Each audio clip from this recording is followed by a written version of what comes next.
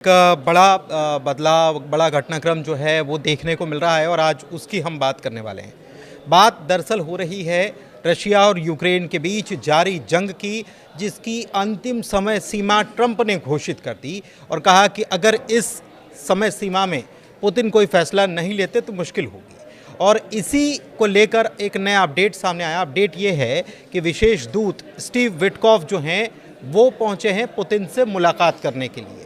लेकिन क्या पुतिन मान गए हैं या ट्रंप ने जो धमकी दी थी या जो चेताया था पुतिन को कि अगर आपने इस पर कोई फैसला नहीं लिया तो आने वाले वक्त में मुश्किल आ सकती है, और केवल आप ही के लिए नहीं बल्कि आपके उन सहयोगियों के लिए जो आपसे व्यापार करते हैं, यानी कि सेकेंडरी टैरिफ लगाएंगे।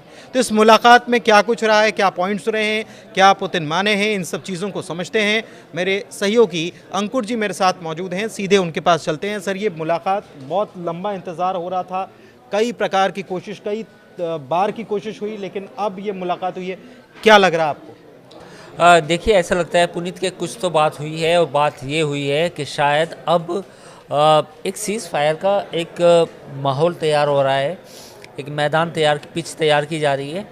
और क्योंकि जिस तरह से स्वागत किया पुतिन ने स्टीव विटकॉफ का, और फिर अजीत डोवाल जो भारत के एनएसए हैं वो भी वहीं पे हैं, और फिर बार बार जो इंडिया पर प्रेशर डाला अमेरिका ने कि मैं टैरिफ बढ़ाने वाला हूँ, पहले 25% लगाया फिर बढ़ा दूँगा। तो ये तमाम बातें इस बात की ओर इशारा कर रही थी कि कहीं ना कहीं पर्दे के पीछे कुछ चल रहा है। तो पर्दे के पीछे जो चलने की उम्मीद है वो ये है कि शायद सीज़ फायर पर बात बन गई है, उसका ऐलान होना बाकी है। तो अभी जो माहौल है उसे देख के लगता है कि शायद अब ऐलान जल्दी हो सकता है, 1-2 दिन में। और इसमें जो महत्वपूर्ण भूमिका है वो ये है कि पुतिन मान गए हैं, पुतिन को मना लिया गया है कैसे दाएं बाएं करके। तो पुतिन इस बात के लिए राजी हो गए कि ठीक है भाई, मैं 1-2 महीने की या कम से कम 50 दिन की एक सीज़ फायर कर लेता हूँ।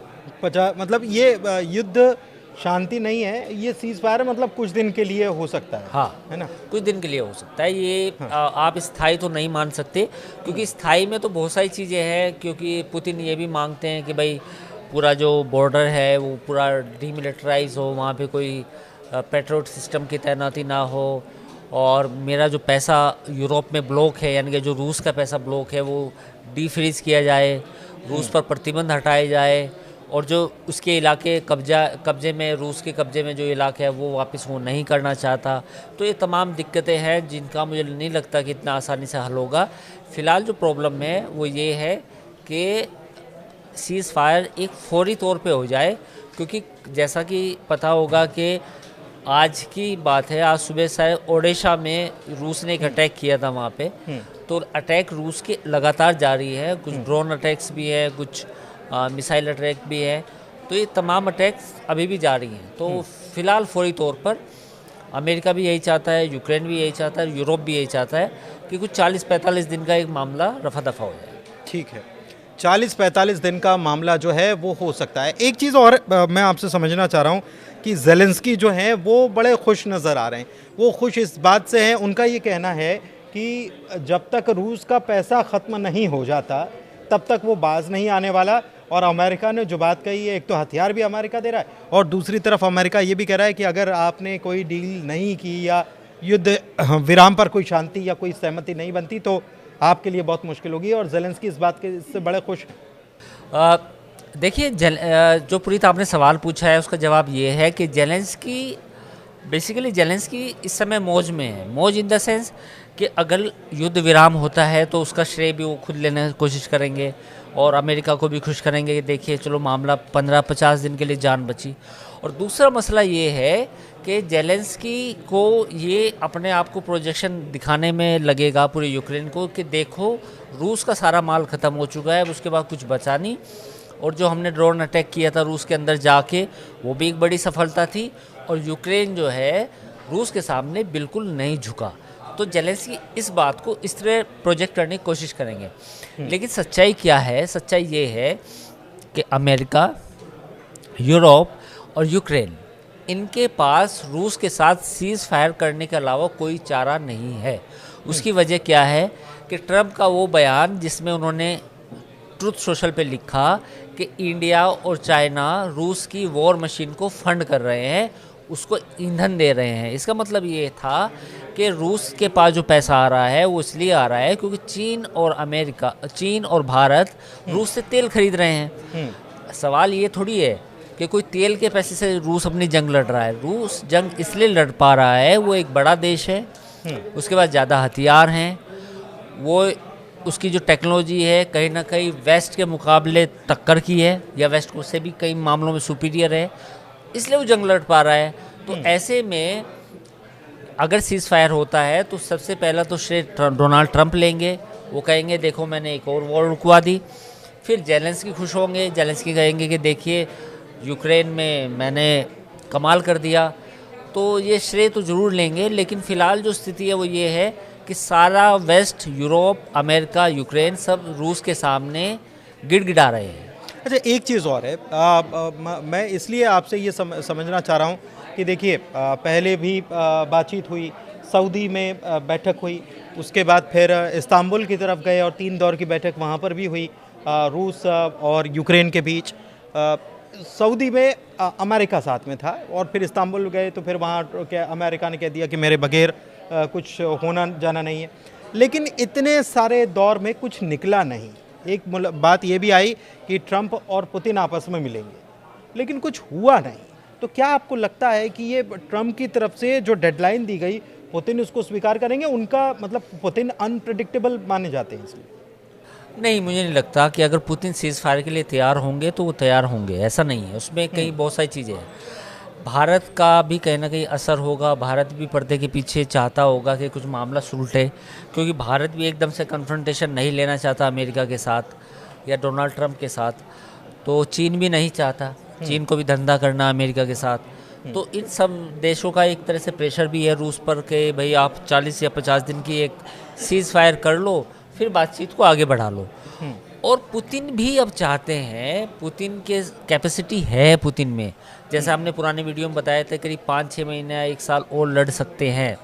लेकिन पुतिन भी चाहते हैं कि 40-50 दिन का एक सीज़ फायर करके देख लिया जाए, साथ ही कुछ अपनी शर्तें भी मनवा ली जाए, क्योंकि जो रूस का पैसा है काफ़ी, वो यूरोप में बहुत काफ़ी मतलब वहाँ पे बैंकों में फ्रीज भी है, कुछ पेमेंट्स भी उनका LNG का अटका हुआ है, तो वो भी हो जाए। तो रूस भी चाहता है, पर सबसे ज़्यादा जो मैंने पहले वीडियो में कहा कि सबसे ज़्यादा सीज़ फायर की अगर दरकार है तो वो अमेरिका को है और यूक्रेन को है। और बाकी यही वजह है कि दाएं बाएं फायर की जा रही है। फायर इन द सेंस कि इंडिया को निशाना बनाया जा रहा है, चीन को बनाया जा रहा है, ब्राज़ील को बनाया जा रहा है, लूला को।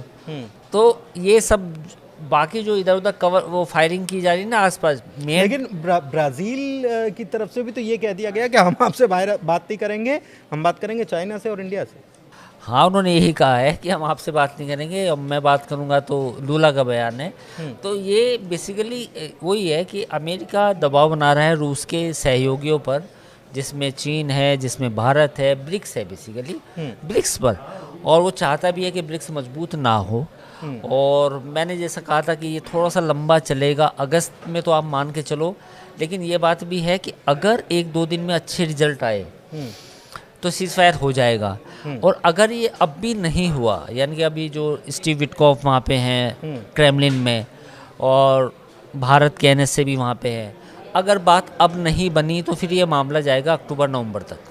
मतलब ये खिंच जाएगा। तो फिर अगर मैं थोड़ा सा अगर वाला सवाल इसलिए कर ले रहा हूँ क्योंकि गुंजाइश कुछ भी हो सकती है, तो 1 हफ्ते की समय सीमा दी है और 1 हफ्ते की समय सीमा तो खत्म होने वाली है। वही मैंने कहा, नहीं माने पुतिन तो क्या करेंगे ट्रंप? तो नहीं माने तो ये मामला खींचेगा 2-3 महीने और 2-3 महीने और अमेरिका को पैसा यूक्रेन में डालना पड़ेगा, रूस को भी पैसा डालना पड़ेगा, भारत और चीन के साथ अमेरिका की टकराहट होगी, क्योंकि 90 डेज़ का पॉज चीन के साथ है। जो टैरिफ लगाए थे चीन के खिलाफ, उसको 90 दिन के लिए पॉज किया गया था। तो 90 दिन भी पूरे हो जाएंगे, फिर चीन के साथ भी अमेरिका को फैसला लेना पड़ेगा सीधा आर या पार, भारत के साथ भी फैसला लेना पड़ेगा आर या पार। फिर ये दोनों कंट्री भी फैसला लेंगे कि भैया जब हम एक्सपोर्ट करने की हालत में नहीं होंगे इतने बड़े टैरिफ में, तो फिर हम एक्सपोर्ट क्यों करें अमेरिका को। तो ये तमाम चीज़ें हैं। तो मुझे लगता है कि इन सब चीज़ों से बचने के लिए 1 हफ्ता का जो ये समय है, इसमें फैसला हो जाएगा। मतलब अमेरिका और मुझे का उम्मीद इस बात की है, अभी 60% ये मान के चल रहा हूँ मैं कि शायद एक सीज फायर पर बात बन जाए। मतलब प्रेशर अमेरिका का नहीं है, प्रेशर अगर रूस पर है तो उसके बेसिकली सहयोगियों पर। हाँ, ये डोनाल्ड ट्रंप की टैक्टिक्स है। डोनाल्ड ट्रंप ने इंडिया पे प्रेशर डाल दिया, चीन पे डाल दिया, ब्राज़ील पे डाल दिया। टैरिफ हथियार है बेसिकली। नया जो अब अमेरिका का जो वेपन है वो टैरिफ है। तो उस टैरिफ का यूज़ करके वो इंडिया, चाइना, ब्राज़ील पर दबाव डाल रहा है कि भैया रूस को समझाओ, आपसे मेरी लड़ाई नहीं, धंधा कर लूँगा मैं आपसे बाद में, पर पहले रूस को सीधा करो। तो ये ऐसे है। अब रूस क्या करेगा, रशिया क्या करेगा? अब रशिया सोच रहा है, पुतिन सोच रहे हैं, दिमाग में क्या है वो एक अलग बात है। बट पुतिन पर कहीं ना कहीं दबाव चीन का भी है, भारत का भी है, ब्राज़ील का भी है, ब्रिक्स का भी है, और फिर इंटरनल दबाव भी है कि क्या रूस इस लड़ाई को 2026 तक लेके जाना चाहता है। रूस को फैसला लेना होगा। तो इसलिए मुझे लगता है कि 60% चांसेस हैं अभी, जो हमारा एक तरह से एनालिसिस कहता है कि 60% चांसेस है कि सीज़ फायर अनाउंस हो सकती है कम से कम 30 या 40 दिनों की। अच्छा, एक चीज़ और है, बिल्कुल जल्दी मैं जानना चाहता हूँ आपसे कि भारत और पाकिस्तान के बीच में जो हुआ उसका श्रेय लेने की कोशिश हमेशा से कई बार, एक नहीं कई बार डोनाल्ड ट्रंप कर चुके हैं। और इसमें तो जब वो बात कर रहे हैं या दबाव बना रहे हैं और अगर सीज़ फायर हो जाता है तो पूरी दुनिया में डंका पीटते नजर आएंगे। नहीं, अब 36वीं बार मेरे ख्याल है शायद इंडिया के बारे में तो 36 टाइम्स हो गया है वो। तो अगर ये रूस के साथ भी कोई सीज़ फायर होती है तो 36 का 2 से मल्टीप्लाई कर लो। अच्छा, 36 तो बहुत ज़्यादा हो जाएगा। हाँ, मेरे ख्याल है 72। हाँ, कम से कम 100 या 150 बार तो पुतिन ये डोनाल्ड ट्रंप बोल देंगे देखो मैंने लड़ाई रुकवा दी।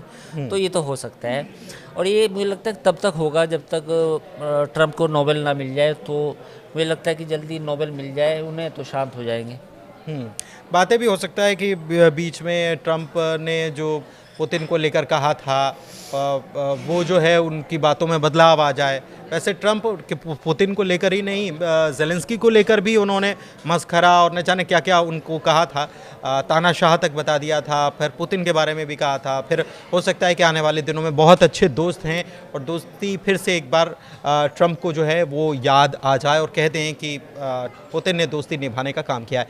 खैर, इस खबर पर नज़र बनी हुई है। फिलहाल इस चर्चा को यहीं विराम देते हैं। चर्चा कैसी लगी ज़रूर बताइएगा।